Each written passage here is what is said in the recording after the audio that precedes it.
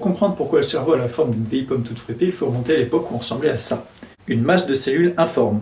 Oui, un jour, il y a très longtemps, tu ressemblais à ce bout de carton. Cette couche supérieure sur laquelle j'ai écrit en rouge ectoderme s'appelle l'ectoderme.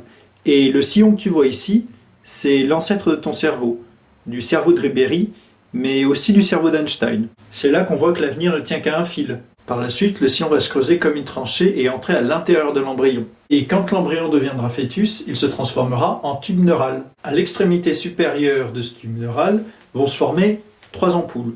Trois ampoules que sont l'encéphale, le mésencéphale et le rhombocéphale. Parmi tous ces mots compliqués, un seul est à retenir. Encéphale.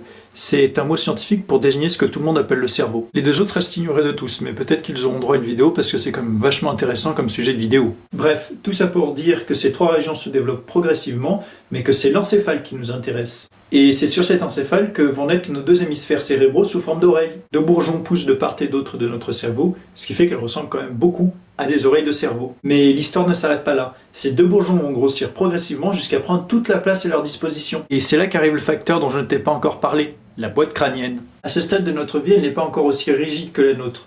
Mais il s'agit d'un ensemble cartilagineux quand même vachement compliqué à percer pour deux petites oreilles. Alors nos deux petites oreilles qui deviennent hémisphères vont suivre la forme de la boîte et s'enrouler sur elles-mêmes. Parce qu'on est quand même une espèce intelligente qui a besoin d'un gros cerveau pour faire des trucs, comme regarder cette vidéo, ou comprendre un discours de Jean-Claude Van Damme. Et là, la question qu'on peut se poser, c'est pourquoi donner une forme toute bizarre au cerveau plutôt que de faire grossir la boîte? Et cette question est légitime. Pour y répondre, tape « accouchement » sur Google, et tu verras comme il est difficile et douloureux d'accoucher la tête de bébé. Et comme le but de l'accouchement n'est pas de tuer la mère, il est quand même mieux de donner une forme bizarre au cerveau, non? Et voilà pourquoi le cerveau a la forme d'une pomme toute fripée. C'est parce qu'il manque quand même vachement de place dans cette boîte crânienne. Si la vidéo t'a plu, n'hésite pas à interagir avec moi, à l'aimer, à t'abonner, bref, tu connais la musique. Salut!